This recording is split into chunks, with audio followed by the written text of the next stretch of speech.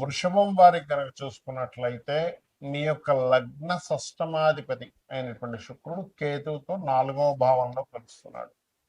ఈ చతుర్థ భావం అనేటువంటిది ఎటువంటి ఫలితాలు ఇస్తుంది, ఏ విషయాల పట్ల మీరు జాగ్రత్త వహించాలి, ఏ దేవతా ఆరాధన చేయాలి అనేటువంటి అంశాలు చెప్తుంది నేనైనప్పటికీ చెప్పిస్తుంది సాక్షాత్ లలిత అమ్మవారిగా భావిస్తూ, ఇక్కడ చతుర్థ స్థానం అంటే వాహనము గృహము, అంటే వాహనం తీసుకుంటున్నామా, ఒక ఒక గృహం కట్టుకుంటున్నామా, లేకపోతే ఒక ఫ్యాషన్ రిలేటెడ్ సంబంధించినటువంటిది ఏదైనా కోర్స్ చేస్తున్నామా.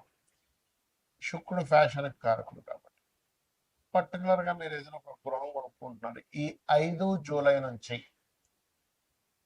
ఆగస్టు 1వ తేదీ వరకు ఎట్టి పరిస్థితుల్లో కొనుక్కోకండి గృహం కానీ వాహనం కానీ.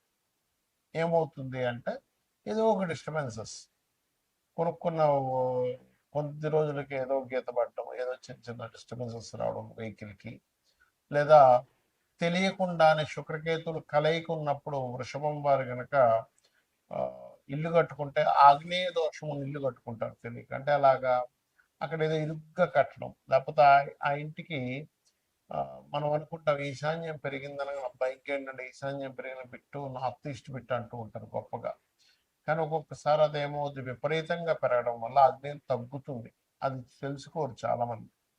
ఇక్కడ పెరుగుతుందంటే ఇక్కడ తగ్గుతుంది కదా కామన్గా, కాబట్టి ఈశాన్యం పెంచమన్నారు. సో ఈ ఆగ్నేయ దోషం ఉండే ఇంట్లలోకి వెళ్ళడం, రెంట్గా వెళ్ళినా కూడా అదేవిధంగా కొంచెం అనీజీనెస్, హెల్త్ పరంగా అనీజీనెస్ పెరగడం జరుగుతూ ఉంటుంది.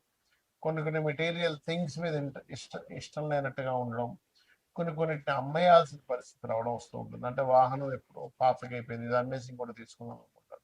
కానీ ఫస్ట్ ఇది అమ్మండి, ఒకవేళ అమ్మాలనుకుంటే. కానీ కొత్తది తీసుకునే విషయంలో మాత్రం ఖచ్చితంగా జాగ్రత్త తీసుకోండి. అలాగే మీ యొక్క జీవిత భాగస్వామికి కూడా ఉద్యోగ సంబంధించిన విషయంలో మార్పులు ఇస్తుంది మీ యొక్క లగ్నానికి చతుర్థ భావంలో ఉండేటువంటి గ్రహాల యొక్క ఇది.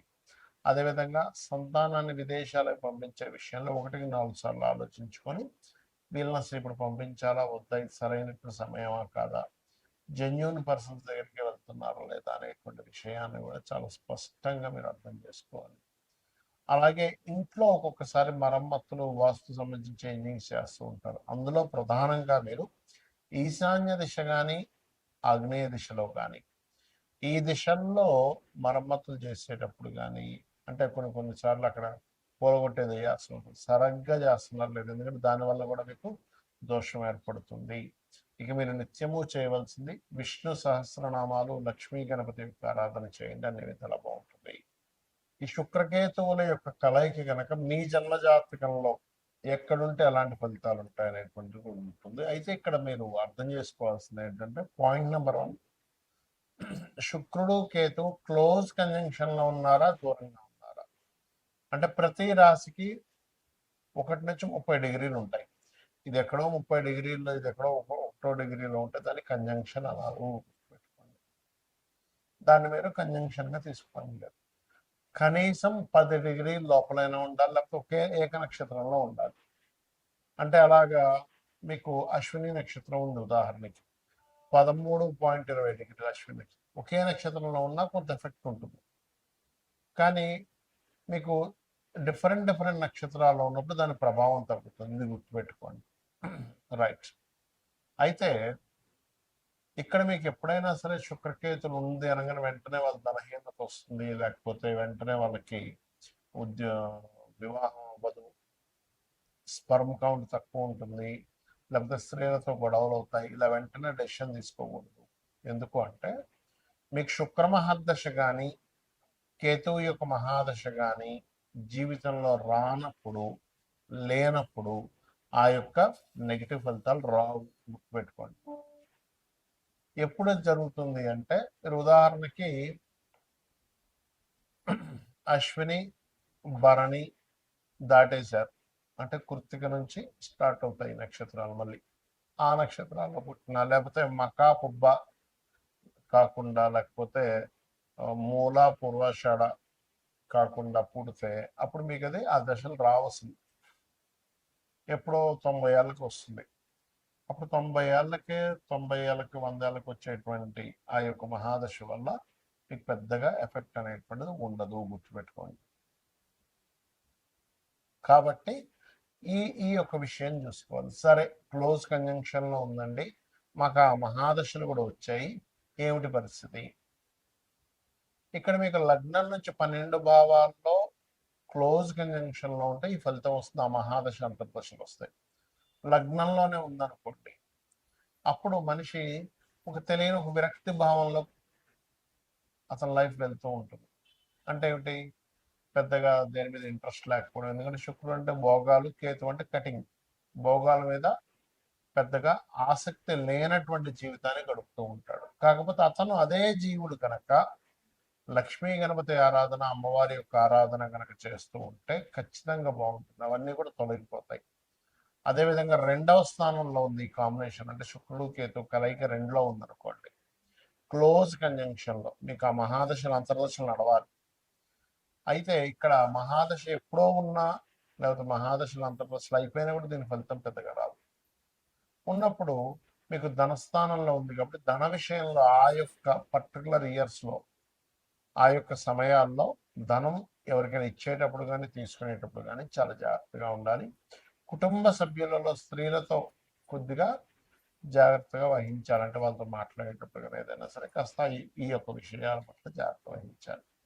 ఇక 3వ భావంలో ఉందనుకోండి శుక్రకేతువులు, క్లోజ్ కంజంక్షన్ మహాదశ అంతర్దశలు వచ్చేటప్పుడు మీరు సిబ్లింగ్స్తో లేకపోతే మధ్యవర్తిత్వంగా ధనం ఇచ్చే విషయంలో ఒక్కోసారి మనం మీడియేటింగ్ చేస్తూ ఉంటారు.